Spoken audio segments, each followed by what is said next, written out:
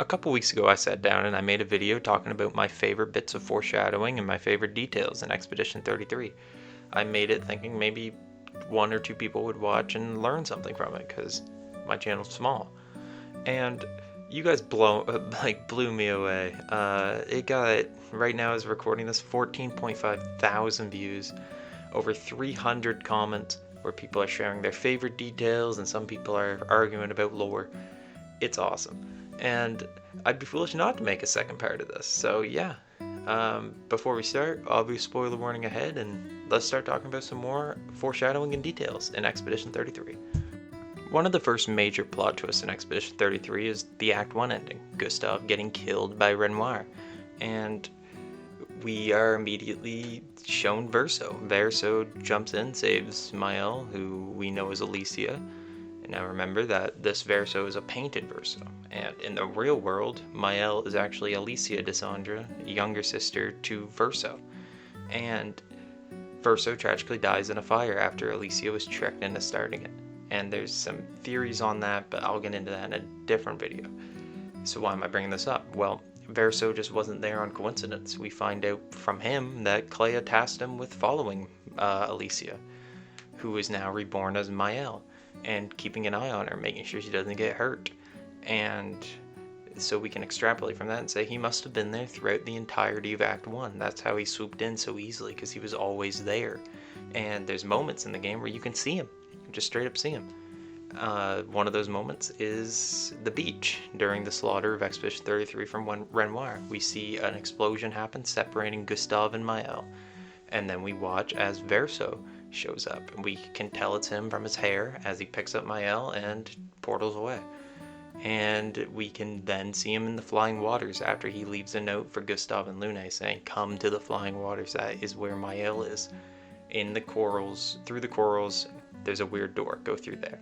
And once they enter the door to the mansion, we can see somebody watching them, and we can assume that that is Verso. In fact, if you go into photo mode, you can see for yourself that that is Verso Desandra. And it's just something very interesting, because that means he's been watching wherever Maelle is throughout the entirety of the game, up until his reveal. And it kind of makes him letting Gustav die, even more cruel in my opinion. Let me know what you guys think. As Act 1 progresses, we see Maelle and Gustav talk to each other, and they make a promise to each other. If the white-haired man, which is Renoir, shows up, they would both run away, no matter what happens to the other. I've been having nightmares. Yeah, me too. Look, if death approaches, I want you to run. No, promise me. Run. Especially if we meet the man from the beach. We can't face him. You see him, you run. Only if you do the same. Oh, I'm running as soon as I see a strand of white hair, trust me. You won't even see me, I'm running so fast. Oh, please, you're an old man. I can outrun you any day. Yeah, right. And a sad detail is that they both break this in the cutscene where Gustav is sadly attacked by Renoir, taking a brutal hit through the chest. We see Maelle immediately start to run towards him after Gustav tells her to run, and then she gets trapped.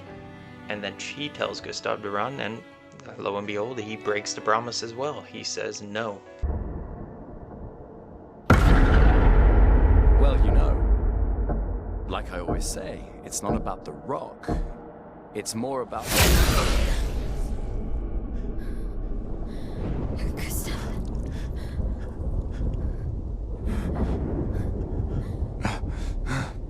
Run.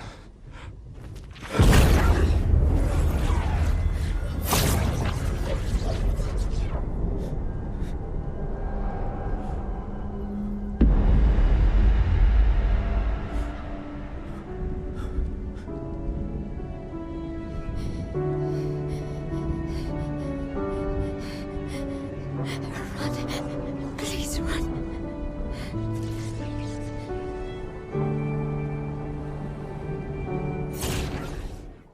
And another detail in the scene is that we know that Gustav built the shield dome, and the shield dome is Well, we don't necessarily see it because it's invisible, and we can take from that that it must be something similar to the Paintress's barrier. And something sad is that Maelle is trapped in a dome. So you could say that she's stuck in a shield dome, being forced to watch Gustav die. It's cruel. And I noticed this upon researching this scene. Like, it's it's something really fucked up.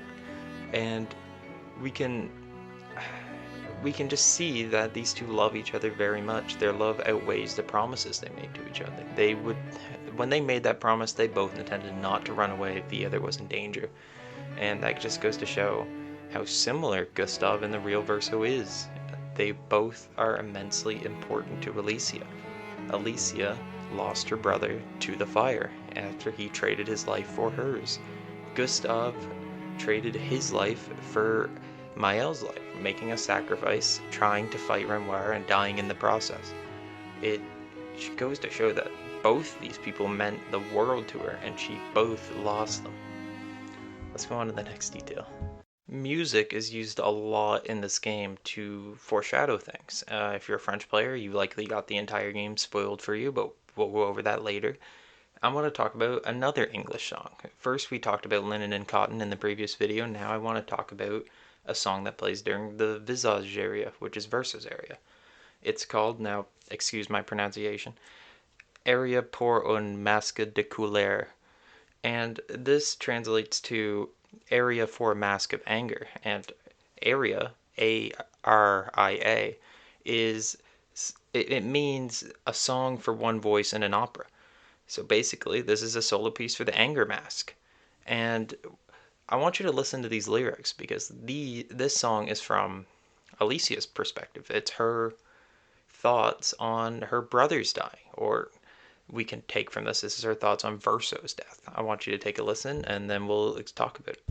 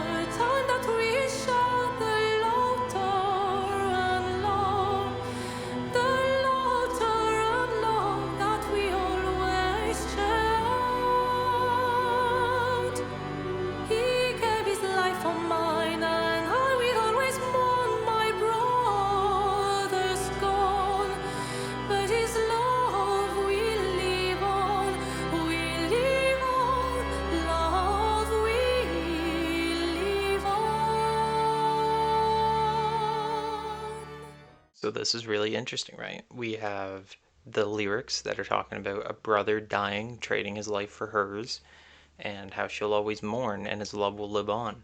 Now we can take this as her mourning for Verso, or we could take this as her mourning for Gustav. This could be Alicia's thoughts and Maelle's thoughts at the same time. These could be, it could be seen as foreshadowing because, well, we might take this as Verso, or as Gustav at first, but on a replay, she heavily mourns for Verso. It dictates the entirety of Act 3, and mourning for Verso dictates the entirety of the game even. So next time you hear that while battling in the Anger Mask area, or even the Endless Tower where it also plays, think about it for a second. Next I want to talk about Renoir's cane. Now this cane is one of the most famous sounds from the game. You hear it a lot. And the developers use this wisely because they're telling us, hey, when you hear the sound, be scared. We hear it in the prologue, right before Renoir slaughters the expedition.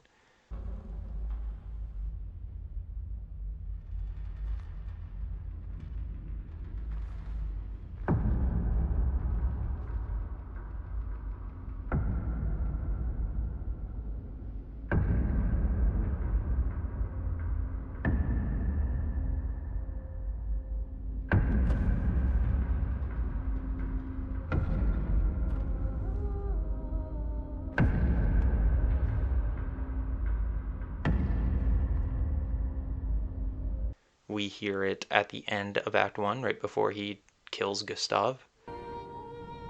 Wanna throw one more rock?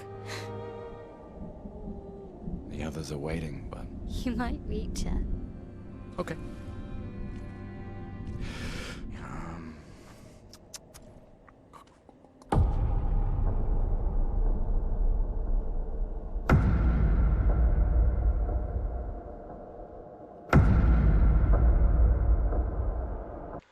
We hear it right before the Act 2 boss fight for Renoir.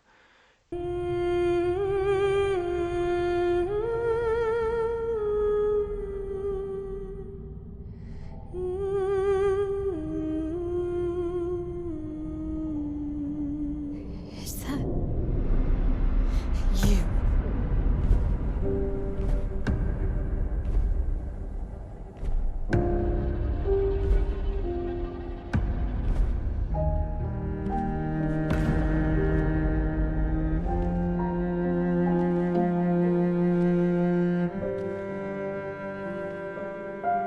We're taking her down. And then we don't hear it until after beating the Paintress. You see, they use this in a really interesting way to warn us, as the cane is always used in a warning throughout the entire game. You start to fear it.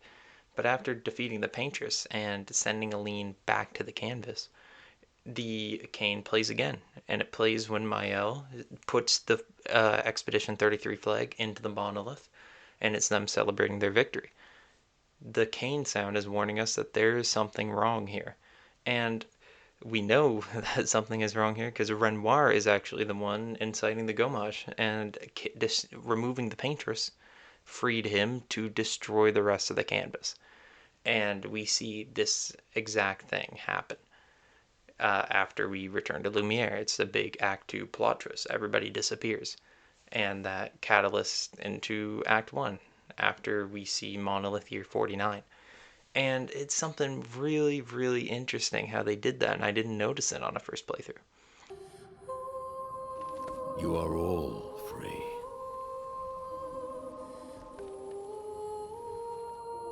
Is this real? Yeah, and I'm pretty sure Gustav's watching over us. Hey, come.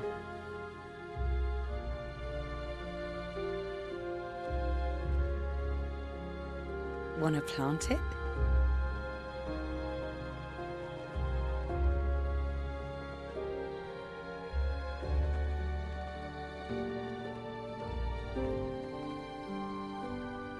Though presumably, there'll be no one coming after, right? It's symbolic.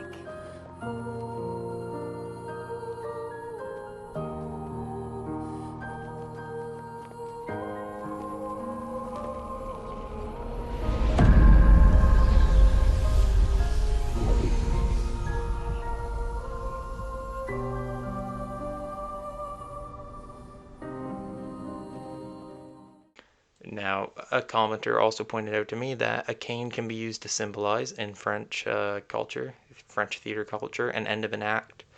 And my research didn't help me find too much on it, but I'm gonna believe them because it seems interesting because we hear the cane at the end of every act besides Act 3. So yeah, keep that in mind on replays. Maybe there's also other spots where the cane plays that I'm just not remembering off the top of my head.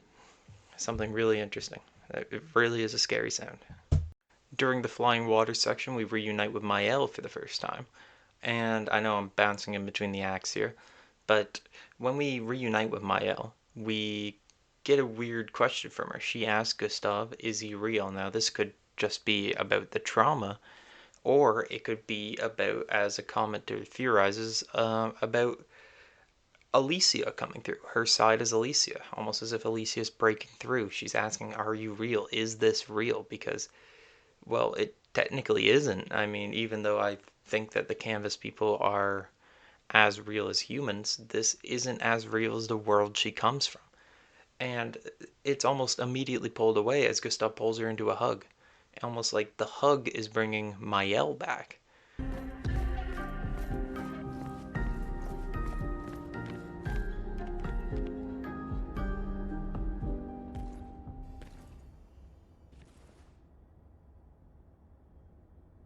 Maelle?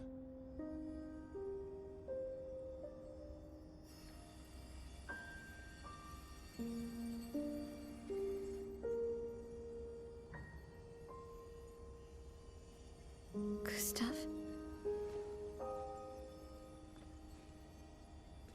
Are you real?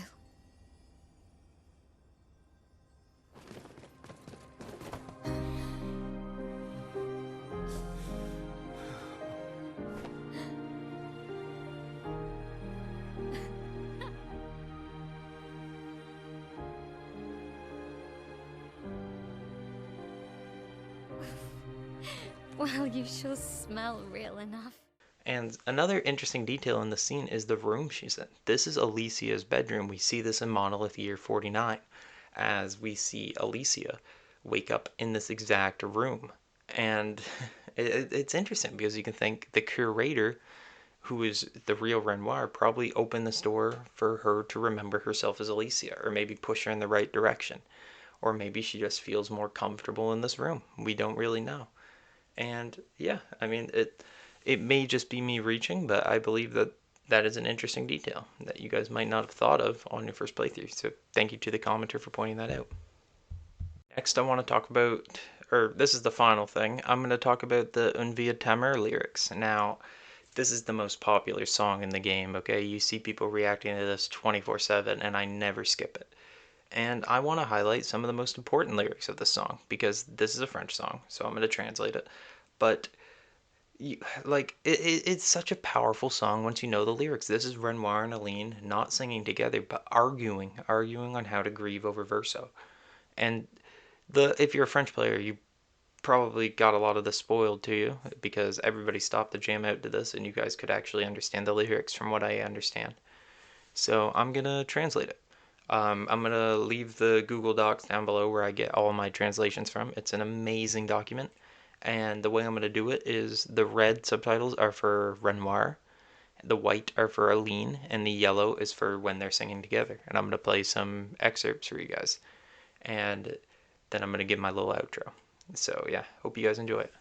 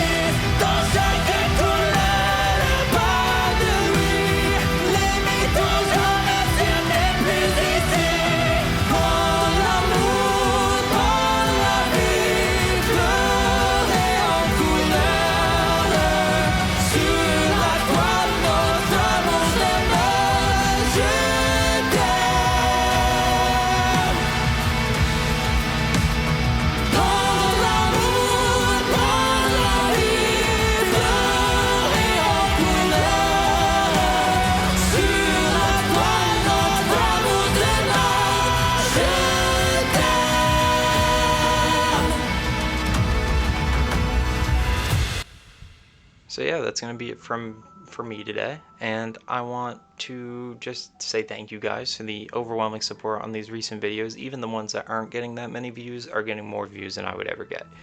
So I just wanted to thank you all for all the nice comments. It's been fun debating with people. It's just been fun. It really means a lot, because when I made these videos I didn't expect them to get that many views, maybe like 1 or 2, but the reason I do it is just because I have fun doing it.